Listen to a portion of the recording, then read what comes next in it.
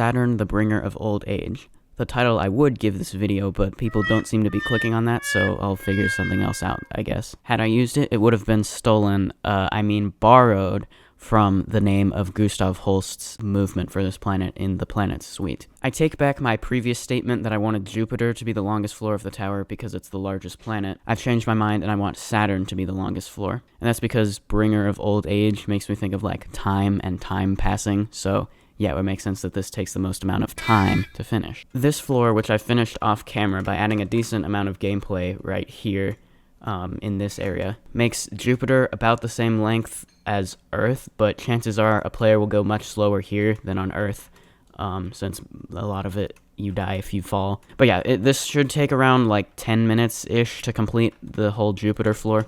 Saturn, I'm aiming for it to be around 12 to 15 minutes. Now, I know this doesn't look much like Saturn yet. That's because it's missing the most iconic feature. The rings, of course. Currently, I've used some beginner spinning weld platforms just because they're already, like, exactly set up how I want them to be, with 2 platforms welded to, like, the actual spinner in here, like in the center. We have the, like, part that doesn't actually move with the cylindrical constraint.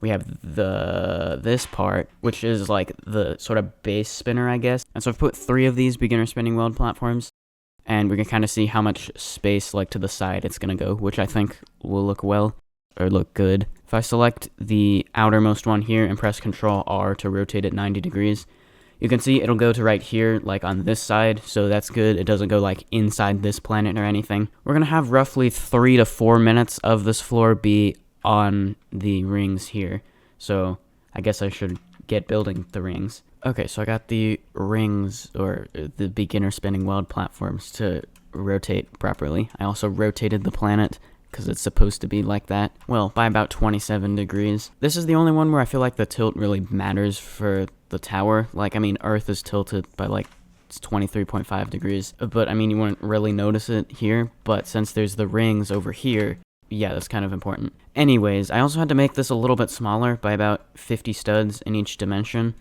That way, these would be closer because the outer ring was being really annoying, and like when you stood on here, it was so far away from its corresponding one over here, it like wouldn't load things right and wouldn't spin. I don't know why it was doing that, but yeah. Now, obviously, these aren't rings yet, they're just things. So what I could do is like duplicate each of these and then press Ctrl R to rotate 90 degrees.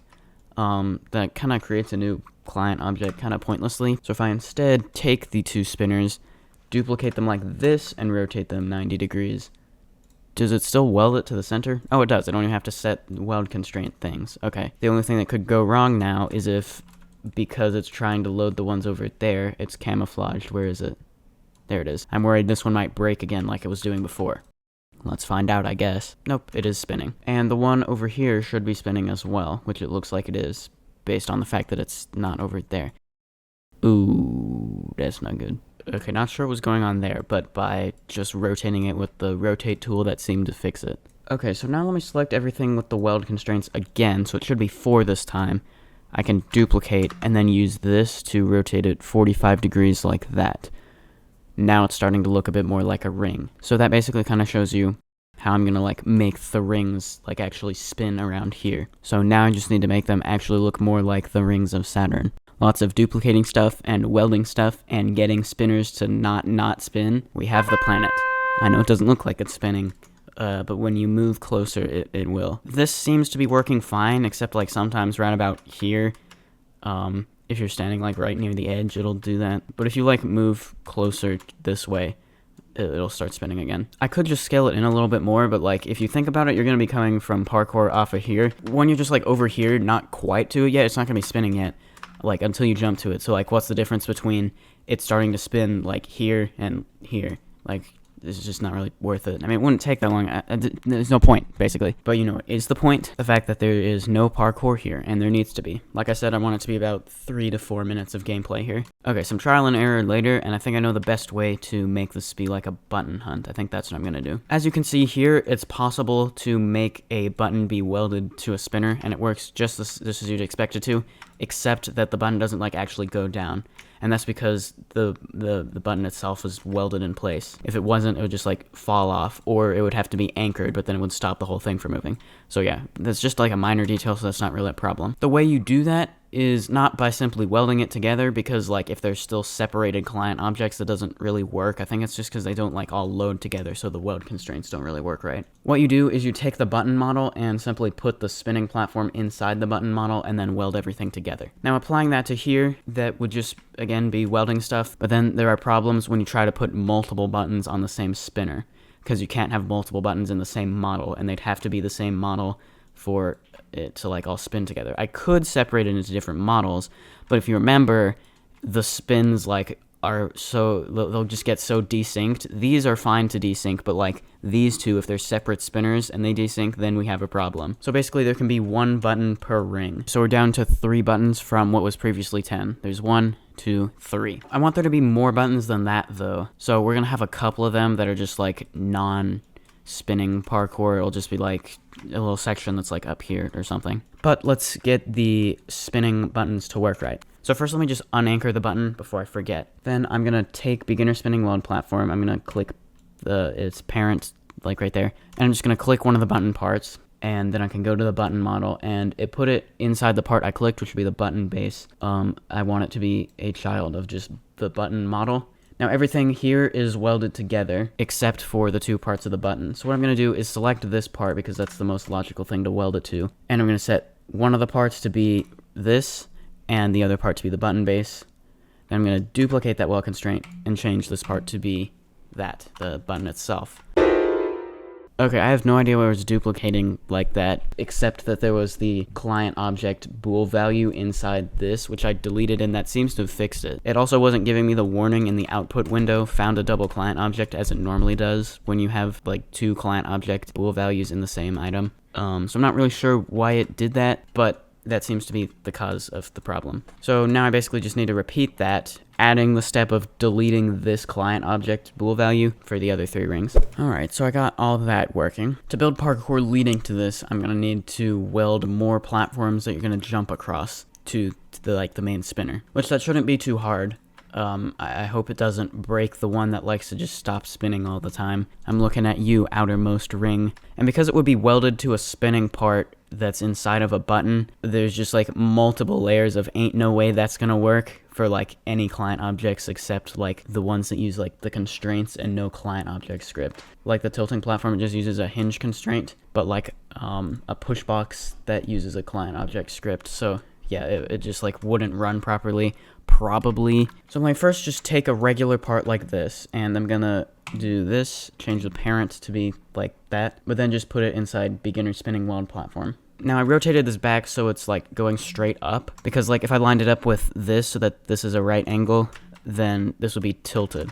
But actually, this is what happens. I sped up the rotation speed so you can get an idea of this without me having to wait forever. As you can see, it looks pretty normal over here, but the relative rotation, the angle like that, it's gonna get like really weird. It's because it's doing what it's supposed to, remaining the same relative angle to this, but then it's like turned on its side by the time we're over here, since the whole ring is tilted. So what do I do about that? The best answer is it's not a bug, it's a feature. Use that as like a gameplay element that it does that. Probably not going to put like a stilt thing that's below there, because like I said, that might cause you to be able to just like walk up the side. In fact, it will, because it's being rotated everywhere. But if I just make the gameplay be randomly rotated cubes, at least mostly, then that should work fine. It might be like weird by the time we get to the other side, because like the momentum is going to be different. Like at the moment when you just press space, you will go back this way. But by the time we get to the other side, as you can see, the momentum is pulling me like this way. Now, it's still possible to jump to that, so basically it's just going to be, I can't really make it so you have to use the momentum to your advantage. Well, I technically could, but then players are going to be just sitting here waiting like 10 minutes for it to spin all the way around. So yeah, as long as I just put them pretty close together so that even if the momentum is pulling you the opposite direction, you should still be able to jump to it. So about this close, maybe a couple more studs further away would still work. Now, I mean, randomly rotated cubes is a bit limiting in terms of interesting gameplay, so we'll have to figure something out. But one of them can be just, like, mostly randomly placed cubes. Yep, I basically instantly got bored of just placing cubes, so let's try using a hanging part. That's probably going to be the easiest possible client object to work into the gameplay here that I could use. Nope, tilting parts were easier. But once I figured out how to make the hanging parts work right, it wasn't that bad. To set one up, I had to use a weld on the stud the platform is hanging from. When I position everything so that the actual hanging part is right here, you may think it will stay there, right? Wrong. By the time you get to the other side, the tilt of the rings has caused the gravity relative to the rings to change so much that the part is on the other side of the platform, and thus the jump is impossible. To fix it though, I just had to use more rope constraints to keep the platform from moving too much, and there we go, problem solved. Tilting platforms were easier though, like I said, because all I had to do was weld the invisible part with the hinge constraint. But let's move on to something else. I'll come back to that probably later. Let's talk about detail, something I usually just skip over and build off camera because boring. But because bringer of old age, there are two main points of detail, and one of those is also a point of gameplay. The one that's point of detail and a point of gameplay is going to be the platforms are going to supposed to be like decaying and like falling apart. And the other one is just for design. It's going to be like withering trees and plants. I think that would be pretty cool. So we're going to be building those withering trees / plants. How am I going to build this? Oh boy. Well, I think we're definitely not going to be using the stud texture for it. So let me just go ahead and set all this to smooth. And I mean, I'd like the trees I'm about to build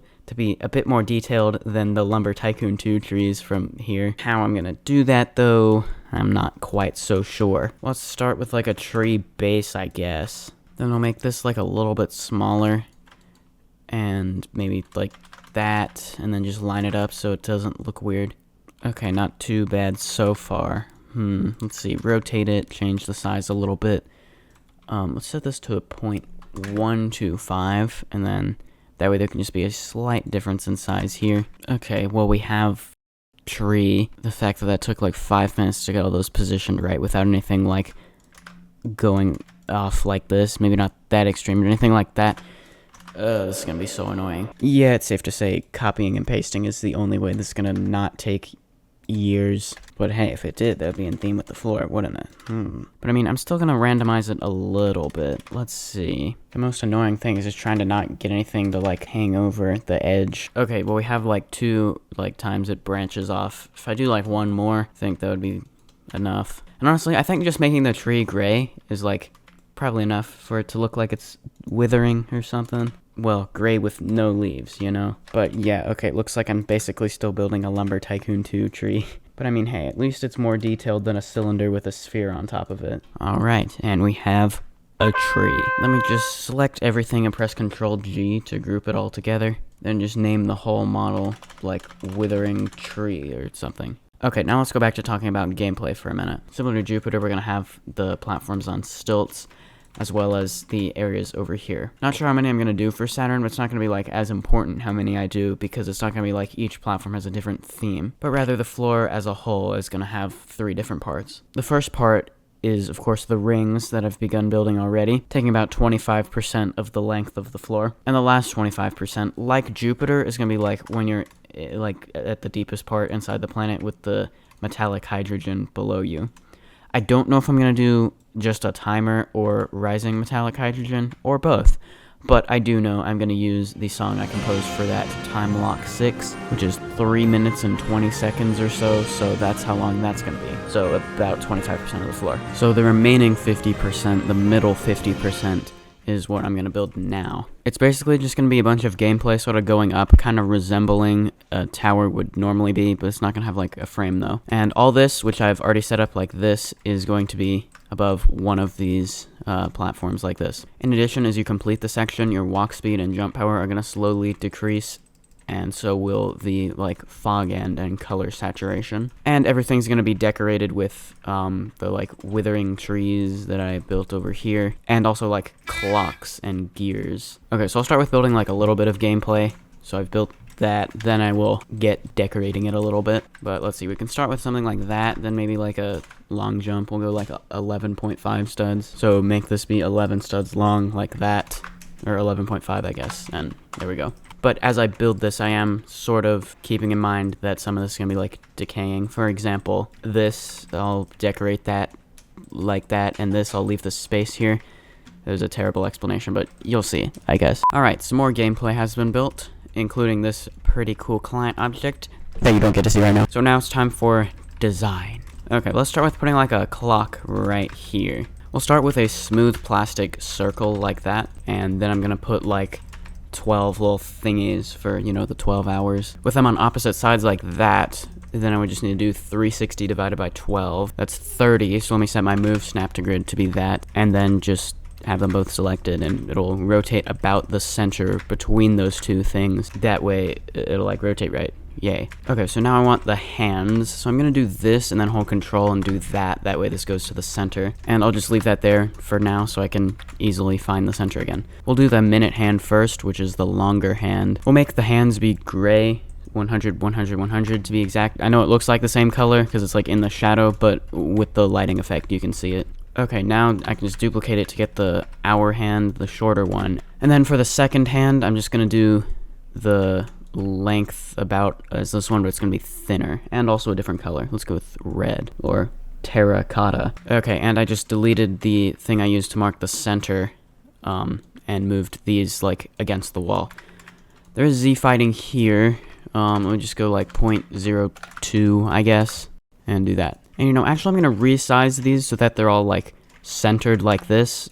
I know that's not what a clock would look like, but you'll see why I'm doing this. Okay, now what I'm gonna do is select all these parts, and I'm gonna make it a model. Press Ctrl G to do that, and I will name it clock template. The reason it's called clock template is because it's going in both directions like this, and so by doing that, I can rotate it around the center, which will be a lot easier for setting it to different times. Okay, now what about the times I want to set these clocks to? I could just set it randomly, but that's boring. I'm instead gonna make it so that the hour it's showing throughout this whole section, like if you look at each clock in order, it will be the digits of pi, because why not? So that's gonna mean I want the hour hand to point to 3, which would be here. And if it were exactly 3 o'clock, then this would be pointing straight up, but I don't want them all to be exactly 3 o'clock. Oh wait, no, this is 3 o'clock. This is 12, right? I forgot how clocks work for a second. I guess I could make it be 3, 14, and 15 seconds, and then the next one would be, 1, 4, 1, 5, 9 to... Then we're gonna get, like, impossible times. Like, how do I have 92 seconds? So, I'm just gonna choose something randomly. So, let's go with, like, 3... 10 on this one. So the clock would point like around here. I'll just like sort of eyeball it, and the second hand wouldn't really make a difference. Let's go like this way. Then just rescale all these to the center-ish. Basically just try to make it not look ugly with any misalignments or anything. Just try to line up some corner so it looks nice. There we go. All right. That is 3. That's the hour. So the next one it would be 1. And I have the temporary clock template here, which actually I need to rename this one just clock. After everything's in place, I will delete this, but for now, it will be there. All right, now it's tree time. Let me take this tree I built earlier, and this will just be one to copy and paste it from. Okay, so all the trees, they're gonna be on just like random floating platforms off to the side. You're not gonna go to any of them. And in fact, I'm gonna try to have all the gameplay of this section be above this safety net. So I'm gonna use this as a tree template, like I use this one as a clock template. And I just cannot be bothered to rebuild a different one of these trees every time, so they're slightly different. Like, no one's gonna even be looking that close anyway. What I will randomize though is the size a little bit, so I can like do that, and also the rotation. Now I wanna make sure I set those things first because it doesn't, like, it scales to the center of the model, not to the base, unless the base happened to be in the center, which it's not. And it also doesn't rotate around that point. I think I could actually change like the pivot or something. I don't feel like figuring that out though. Instead, what I'm going to do is position the tree how I want it to, and then select this by holding Alt like that, then going to its position and pressing Control C to copy that. Then I'm going to paste that to this thing's position, then just move this part down and have this be a little bit inside this part. No one's going to be looking anyway. And that ensures that there's no like tiny space. Not that anyone would notice it anyway. And then, you know what, maybe I can then, like, rotate this too. That way this has rotation variation. And because that's included in what I'm rotating, the tree will remain centered on that platform. And here's what it'll look like with the lighting effects. And you can imagine doing the gameplay and seeing that over there. And actually, I think I'm going to make it so the platforms go all the way down there. The trees was one of the points of detail I mentioned earlier. The other one was decaying platforms. So to do that, it's just going to be annoying because it just takes a while, but the task itself is not too difficult. Basically, it's just randomizing in some wedges. So if I just like duplicate it and then position a wedge somewhere, maybe like this, then I can do that, and then maybe like, So yeah, basically I want to do this. Actually, I should randomize some things on more than one dimension also, so I can do something like that. Here's what I can also do. If I turn off just move snap to grid and just like change things randomly, maybe rotate things randomly too, this will make it look like it's falling apart even more. Okay, and there we go. I'd say that looks a lot more like it's falling apart. And so those are the 3 ways I'm going to detail the stuff in this section, and probably on the next part too, the time lock 6 part. But yeah, that's all I'm going to build in this video. Now it's time to play the whole thing start to finish. But actually, one more thing before I do that. Let's talk about music for a second. For the first 25% of the floor, while you're on the rings, the music for that's going to be like a slow waltz. So that's going to mean 3/4, yay! For the middle 50%, it's going to be like intense and faster, probably around 120 beats per minute, which is like this. I say faster because not as fast as time lock 6, which is 166 beats per minute. Or about this fast, which is of course supposed to be like the most intense when there's the rising metallic hydrogen stuff. Okay, so at the end of the Jupiter floor, you get teleported to this box here, and there will be gameplay leading you over there, but for the time being, it is just a temporary conveyor. So that will lead you over here, and I need to put a temporary teleporter also. That teleporter, though, will eventually require you to get all the buttons to get to first. But anyway, you don't have to do the button sections in any particular order, but we'll start with the one I built first, which was the hanging parts one. Yeah, the reason there are 2 of these things with the trusses on top is because, depending on where it is on the spin, it might be impossible to get up one, but with this, it should be possible. And this one is the tilting parts one, so yeah, be aware of tilting parts like that. And you'll also jump not very far at all, well, while you're going the same direction as the rotation. And there's the button. It says I already pressed it because it's just the same color as that, but it won't be at some point. Okay, and I just put in a temporary teleporter here. It's not like welded to the ring, so it'll just stay there all the time. But when you jump to that, it will teleport you here. Actually, it'll probably be an elevator, similar to the ones on Jupiter, once I get that working. Anyway, now it's time for most of the gameplay built so far of this floor. You start by doing that with this 11.5 stud jump, and this is a 10 stud wrap. And here, this is like kind of like a spinning part, but it'll like spin as you stand on it, because it's actually a tilting platform. I just rotated it. You have some truss jumps here, and be aware of that insta-kill. When I put any of those on this section, I'm going to try to put something above it. That way, there's a low chance you'll just like land on an insta-kill if you were to fall. And there's a button which will activate these arrows as well as this ladder, so you can go this way. That means if you fail this section, you don't have to redo all of that every time, because it's basically impossible to do this without falling. But what you're supposed to do is press that button, which for 10 seconds will activate some things and deactivate some other things. First, let me read this sign. Spin the gear so that the universal part on the other side of this wall is between the 2 anchored universal parts. So basically, you want to spin this gear so that on the other side of here, that rhymed, this non-anchored universal part will be between these 2 anchored universal parts. So it's like going through here, which will allow you to make this jump. Actually, I did mean to check that this isn't possible. It doesn't look like it. You will basically want to look right here, and then look where the universal part is, which is the one that's not activated when you have the button pressed. There we go. So try to like hold it in place, and then just fall back to here when the timer deactivates. That's why I made this be here. It's basically impossible to not have to fall there. Anyway, then you want to press the button again, and this time go up here, and then wait here until the timer is about to run out, jump, so you can go on top of there. And now, with this in position, you can jump down and do that wraparound, and go across the tightrope, and there we go. That's the end for the time being. Well, I hope you enjoyed this video. If you did, please remember to like and subscribe. This was part 1, so there's going to be a part 2 next where I build the rest of the floor. The Tower of the Planets video after part 2 of this one will be not building the next planet, but it will be building Io and Titan, the moons of Jupiter and Saturn, respectively. I'll see you in the next video, and have a great day.